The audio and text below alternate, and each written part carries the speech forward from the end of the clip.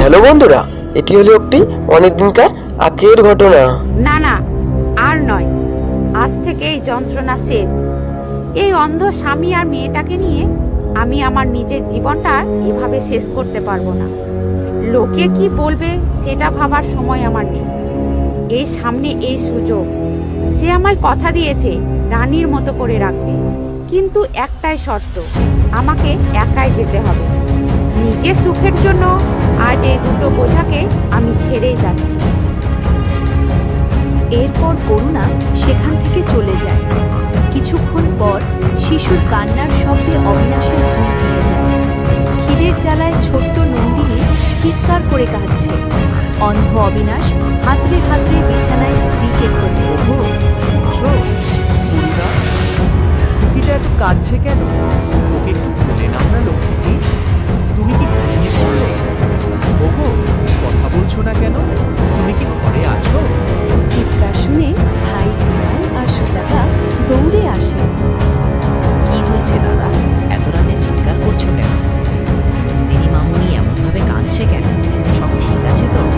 ভাই বিমল, দেখ তো তোর বৌদি কোথায় গেল। সেই কখন থেকে মেয়েটা কাঁদছে, করুণা কোনো সারা শব্দ দিচ্ছে না। বৌদি এখানে নেই দাদা, দাঁড়াও আমি বাইরে দেখি। এই মাঝরাতে কোথায় যাবে? হয়তো কুয়োতে জল আনতে গেছে। চারদিকে ভালো করে দেখ। কিছুক্ষণ পর বিমল ফিরে আসে। সে কোথাও নেই। দাদা, বৌদি কোথাও নেই, ওর কাপড় চোপড়ও নেই। মনে হচ্ছে বৌদি আমাদের সবাইকে ছেড়ে চিরতরে চলে গেছে। পরের দিন সকালে ঘরের কোণে অসহায় হয়ে বসে আছে অবিনাশ। চোখের জল শুকোয় না। সুজাতা এসে বলে, দাদা, আমি সারা গ্রাম খুঁজে এলাম, দিদিভাইয়ের কোনো খোঁজ নেই। যে নিজের সন্তানকে ফেলে যেতে পারে সে আর কখনো ফিরবে না। হে কি সর্বনাশ হলো! আমি তো অন্ধ মানুষ, এই দুধের শিশুটাকে নিয়ে কোথায় যাব? ভগবান, এত বড় পরীক্ষা কেন নিচ্ছ তুমি আমার? আমার কি দোষ ছিল যে মা হয়েও সে আমার বুক খালি করে গেল? দাদা, তুমি বললে চলবে না।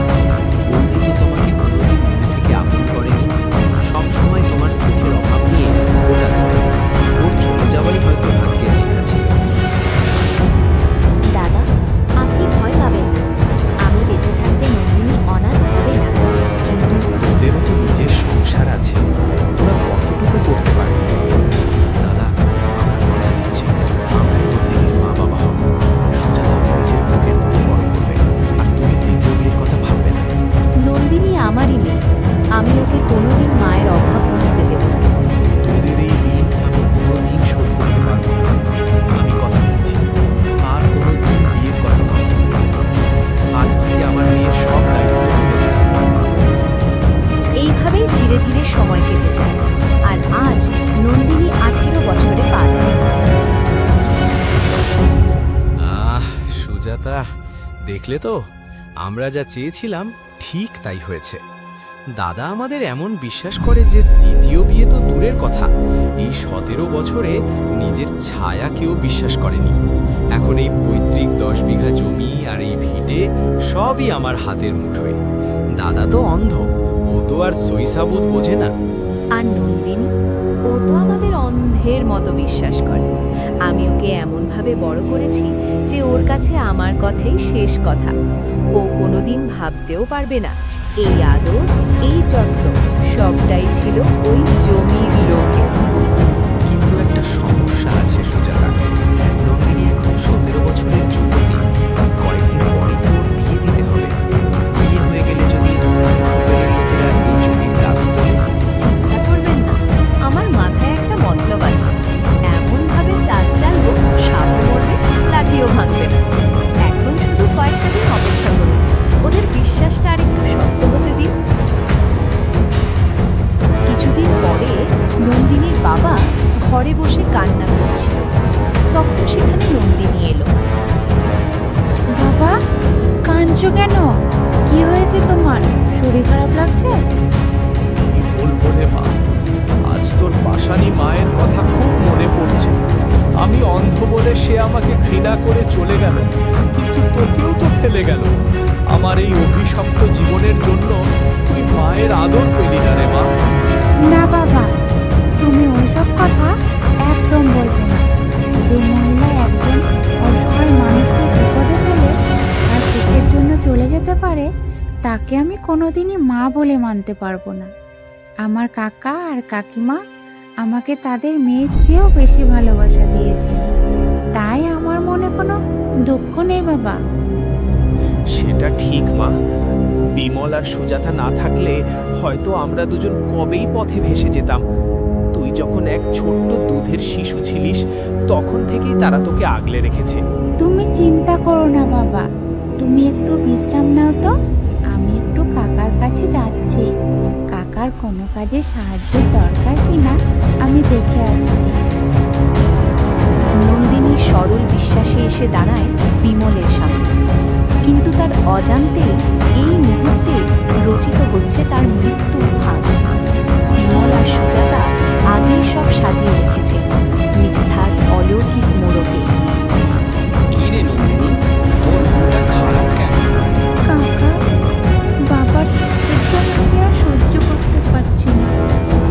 এমন কোনো কি উপায় নেই যাতে আমার বাবার একটু চোখে দেখতে পায়, তার জ্যোতি ফিরে আসে? বলো না কাকা। উপায় একটা আছে রে মা, কিন্তু সেটা বড্ড রহস্যময়। এখান থেকে অনেক দূরে এক ভয়ঙ্কর জায়গা আছে, নাম তার রক্তশিখর পাহাড়ের অভিশপ্ত জঙ্গল। ওখানে এমন এক জাদুকরী অশ্বত্থ গাছ আছে, যার পাতা ছিঁড়ে রস করে বাবার চোখে দিলে বাবার দৃষ্টি ফিরে আসবে। সত্যি বলছো কাকা? তুমি একদম সত্যি বলছো তো? আমি এখনই যাবো, আমি বাবার জন্য সব কিছু করতে পারি। দাঁড়া মা, ওটা ভয়ঙ্কর জায়গা। ওই পাতা শুধু অমাবস্যার চতুর্দশী তিথির শেষ প্রহরেই তুলতে হয়, আর জায়গাটা বড্ড বিপদসংকুল। বনের মায়ায় অনেকে পথ হারিয়ে ফেলে। আর একটা কথা মা, এই কথা যদি তুই তোর বাবাকে জানাস, তবে কিন্তু জাদুকরী শক্তির গুণ চলে যাবে। বাবাকে কিচ্ছু না বলে তোকে নিঃশব্দে বেরোতে হবে। আমরা তোর বাবাকে সামলে রাখবো, এতদিন যেমন রেখেছি। কাকিমা, তোমাদের উপর আমার অগাধ বিশ্বাস, তাই তো আমি আমার বাবাকে তোমাদের কাছে রেখে ওই রক্তশিখর পাহাড়ের দিকে যেতে পারবো। নন্দিনী সেই গভীর জঙ্গলের দিকে রওনা দিল। বিমল আর সুজাতা তাদের ঘরে বসে খুশিতে আত্মহারা হয়ে কথা বলছে। যাও মা নন্দিনী, যাও।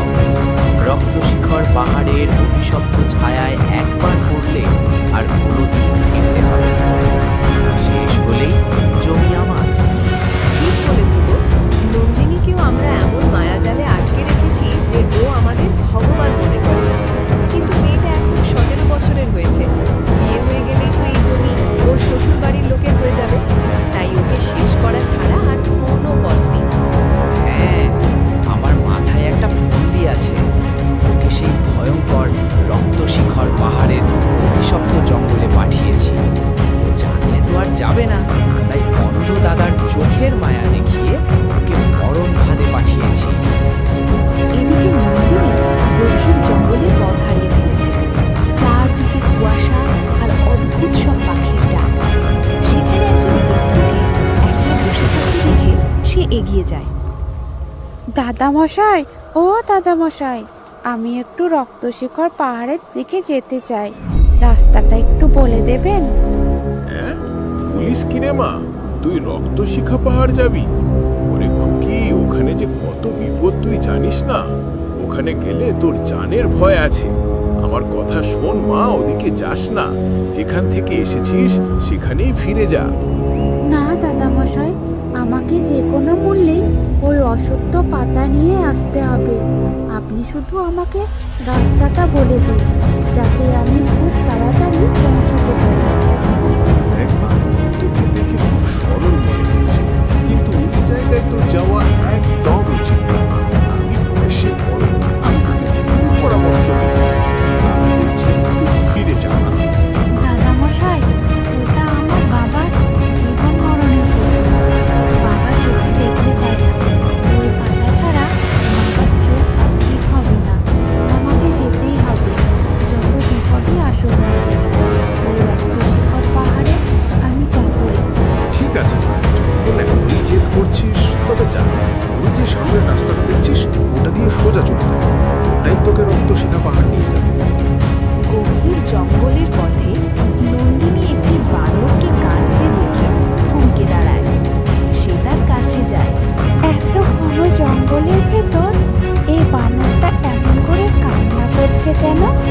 দেখি তো আমি একটু কাছে গিয়ে। তুমি কাঁদছো কেন? কি হয়েছে তোমার? আমায় সাহায্য করো, আমি অনেক দিন ধরে ক্ষুধার্ত, আমায় কিছু খেতে দাও। পুরো জঙ্গল তো ফলেই ভরা, তুমি চাইলেই তো নিজে খেতে পারো। না, আমি অভিশপ্ত, আমি নিজের হাতে খাবার খেতে পারি না। তুমি আমায় খাইয়ে দাও, তবেই আমার অভিশাপ কাটবে। অভিশাপ? কেমন অভিশাপ? তুমি নিজে কেন খেতে পারো না? যদি আমি নিজে ফল পেড়ে খাই, তবে সেই মুহূর্তেই আমার মৃত্যু হবে। এটাই আমার অভিশাপ, এবং কোনো দয়ালু ব্যক্তি আমায় সাহায্য করতে পারে। ঠিক আছে, আমি তোমাকে এখনই ফল পেড়ে খাইয়ে দিচ্ছি। কিন্তু যদি তুমি আমায় ফল খাও, তবে তোমার প্রাণও চলে যেতে পারে। এটাই আমার উপর অভিশাপ। আমার জীবন গেলেও আমি তোমাকে খিদের জ্বালায় থাকতে দেব না। আমি জানি দুঃখ কষ্ট কতটা ভয়ঙ্কর। একদিন আমার মা আমাকে আমার বাবাকে ছেড়ে চলে গিয়েছিল। সেই শূন্যতার যন্ত্রণা আমার মধ্যে আজও আমি বয়ে নিয়ে চলেছি। আর আজ তোমাকে আমি কিছুতেই কষ্ট পেতে দেব না। নন্দিনী পাশের গাছ থেকে একটি ফল পেড়ে বানরটাকে খাওয়ায়।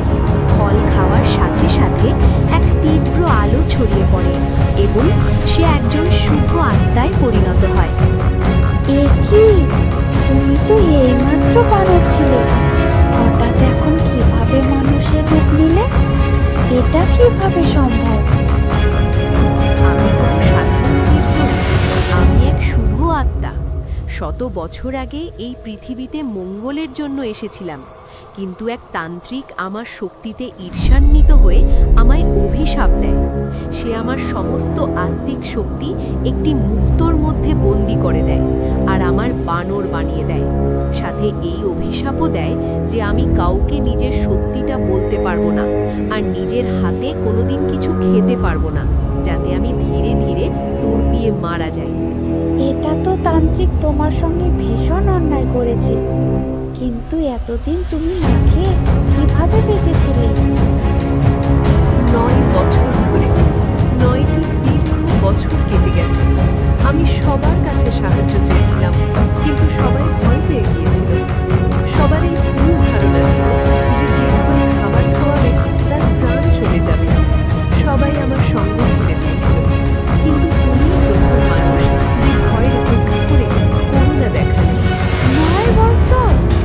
কিন্তু কোনো যে না খেয়ে এত বছর বাঁচে কিভাবে? কারণ আমি আত্মা, আমার কাছে আত্মিক শক্তি ছিল যা আমায় জীবিত রেখেছিল। কিন্তু এখন আমার 9 বছরের শেষ পূর্ণিমা। যদি এই পূর্ণিমার রাত পর্যন্ত সেই মুক্ত আমি না পাই, তবে আমার অস্তিত্ব চিরতরে শেষ হয়ে যাবে আর আমি কোনোদিন নিজের লোকে ফিরে যেতে পারবো না। না, আমি এমন হতেই দেব না। বলো, সেই মুক্ত কোথায়? আমি এখনই গিয়ে নিয়ে আসবো, তারপর তুমি তোমার লোকে ফিরে যেতে পারবে। সেই মুক্ত তান্ত্রিক একটি পুরনো বট গাছের নিচে পুঁতে রেখেছে। আমার মৃত্যু হওয়ার সাথে সাথেই সেই মুক্ত নিজে থেকেই তান্ত্রিকের কাছে চলে যাবে এবং সে আমার সমস্ত শক্তি পেয়ে যাবে। তখন তার অন্ধকার পুরো পৃথিবীতে ছড়িয়ে পড়বে। এমনটা কোনোদিন হবে না। বলো, আমি সেই মুক্ত কিভাবে পেতে পারি? যখন তুমি সেই বটগাছের কাছে পৌঁছাবে, তখন গাছ তোমাকে যা বলবে বিনা ভয়ে এবং শুদ্ধ মনে তাই করবে। তবেই সেই মুক্ত তোমার সামনে প্রকট হবে। মনে রেখো মা, সন্দেহ নেকির পথে সবচেয়ে বড় শক্তি। আমি তৈরি। আমি সেই মুক্ত নিয়ে আসবো এবং তোমাকে মুক্ত করব। এর জন্য আমাকে যে কোনো অন্ধকারের মধ্যে দিয়ে যেতে হবে। নন্দিনী সেখান থেকে বেরিয়ে পড়ে এবং কিছু দূর যাওয়ার পর একটি বট গাছ দেখতে পায়। এই তো পডকাস্টটা। আমার তাড়াতাড়ি মুক্তটা খুঁজতে হবে, কিন্তু কোথায় দেখতে পাচ্ছি না তো। আমি এখন মুক্তটা পাবো কিভাবে?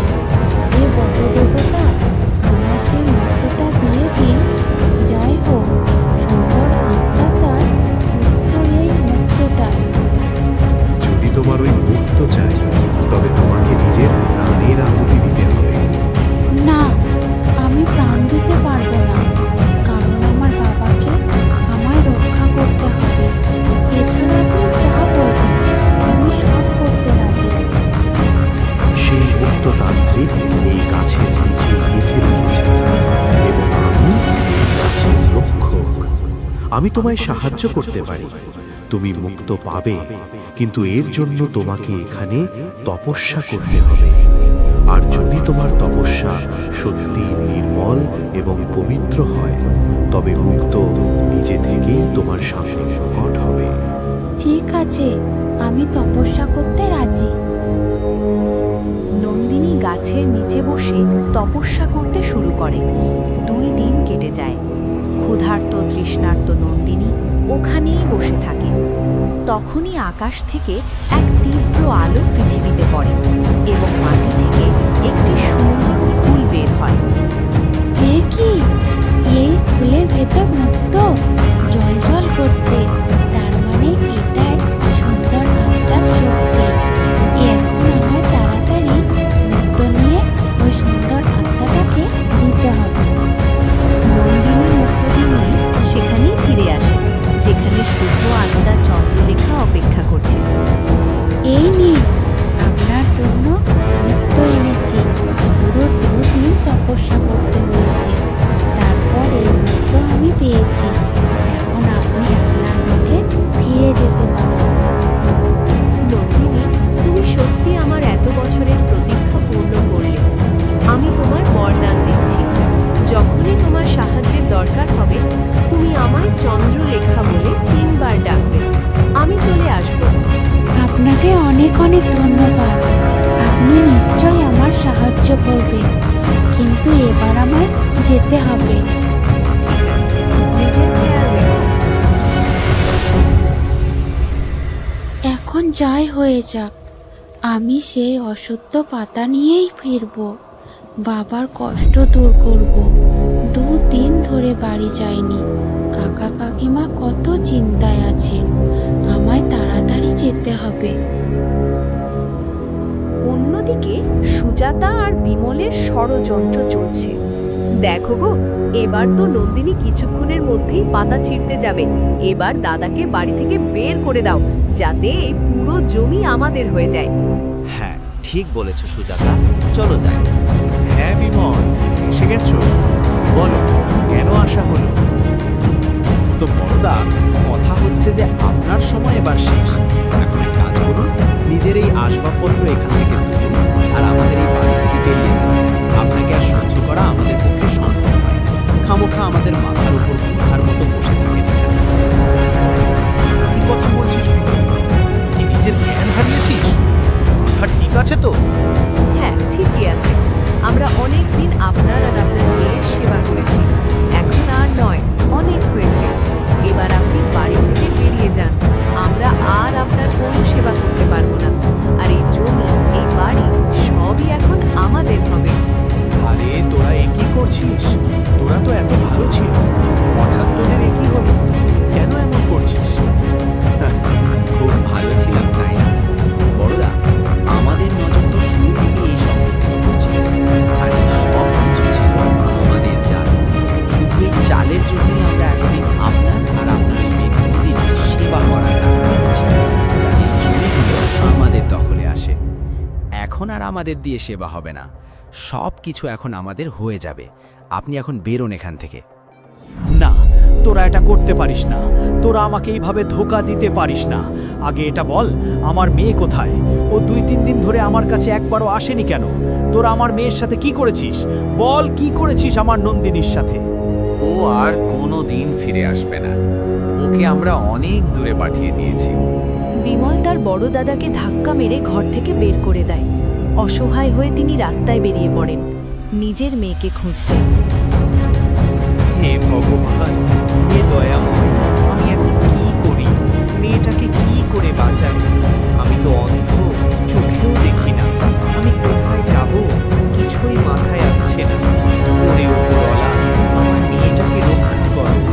আমি বরং বনের গভীরে গিয়ে দেবীর আরাধনা করি। নিশ্চয়ই রক্ষাকর্ত্রী দেবী আমার ডাক শুনবেন। হে ভগবান, রক্ষা করো। অবিনাশের করুণ কান্নায় বনের বাতাস ভারী হয়ে ওঠে। হঠাৎ এক অলৌকিক নীল আলোয় চারপাশ ভরে যায়। শুভ আত্মা চন্দ্রলেখা অবিনাশের সামনে আবির্ভূত হয়। শান্ত হন অবিনাশবাবু, আপনার ভক্তি আর চোখের জল আমায় টেনে এনেছে। আপনার মেয়ে নন্দিনী কে কে কথা বলছে? আপনি কি তোদের কোনো দেবী? আমি এক শুভ আত্মা। আপনার মেয়ে এখন মহাবিপদে। আমি কথা দিচ্ছি আপনাকে এখনই ফিরিয়ে আনবো। আপনি এই গাছের নিচেই অপেক্ষা করুন। এদিকে নন্দিনী দুর্গম পাহাড়ের চূড়ায় একটি জাদুকরী অশ্বত্থ গাছ। নন্দিনী যখনই পাতা ছিঁড়তে যাচ্ছে, চন্দ্রলেখা এসে তার হাত চেপে ধরে। থামো নন্দিনী, এই পাতা ছিঁড়লেই তুমি ভস্ম হয়ে যাবে। তোমার কাকা তোমাকে ভালোবাসে না, সে তোমাকে মারতে পাঠিয়েছে।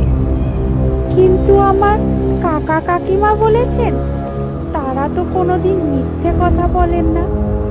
তারা আমাদের তো খুব যত্ন করেন, আমাদের খুব ভালোবাসেন। আপনি এসব মিথ্যে বলছেন, আমি আপনার কথা বিশ্বাস করি না। নন্দিনী, আমার কথা বিশ্বাস করো। তোমার কাকা কাকিমা তোমাকে ভালোবাসেন না, তারা শুধু তোমার বাড়ি আর সম্পত্তির লোভে এই নাটক করছে। তোমার বাবা আমাকে সব বলেছেন, আর আমি আমার দিব্য দৃষ্টি দিয়েও সব দেখতে পাচ্ছি। ওই বিষাক্ত পাতা মেরো না। ঠিক আছে, আমি আপনার কথা বিশ্বাস করছি।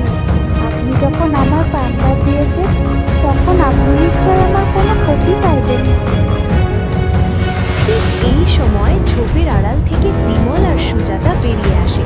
তাদের হাতে একটি কুচকুচে কালো জাদুকরী তাবিজ। সব শেষ করে দিল এই আত্মাটা। তুই যখন নিজের থেকে বললি না, তবে এই তাবিজের অন্ধকার শক্তি দিয়েই তোকে শেষ করব। বিমল তাবিজটি ছুঁড়তে যায়, কিন্তু মেঘরূপ নিজের শক্তি দিয়ে তাবিজটি শূন্যে ভস্ম করে দেয় এবং জাদুকরী শিকল দিয়ে বিমল সুজাতার হাত বেঁধে ফেলে। চন্দ্রলেখা বিমল আর সুজাতাকে বন্দি করে নন্দিনীকে মুক্ত করে নিয়ে ফিরে আসে তার বাবার সামনে। বাবা, তুমি ঠিক আছো তো? তোমার কোথাও ব্যথা লাগেনি তো? মা, তুই ফিরে এসেছিস। চন্দ্রলেখা দেবী, মা, আপনার এই ঋণ আমি কিভাবে শোধ করব?